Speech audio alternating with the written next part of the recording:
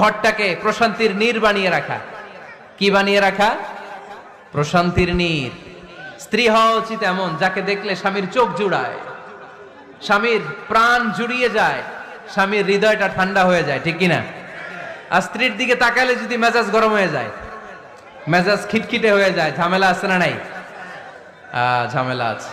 এজন্য মেহেরবানি করে আমাদের বোনরা যারা, এমন কোনো কাজ করবেন না যেটা স্বামীর মেজাজকে খিটখিটে করে দেয়, কারণ আল্লাহ তাআলা আপনাদেরকে তৈরি করেছে লিতাসকুনু ইলাইহা, স্বামী আপনার কাছে গেলেই যেন তার হৃদয়টা প্রশান্ত হয়ে যায়, ঠিক কিনা?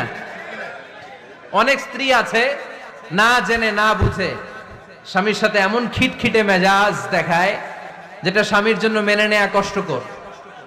আমি একটা জরিপে পড়েছি, পৃথিবীর অনেক স্বামী স্ত্রীর কারণে হার্ট অ্যাটাক করে মারা যায়।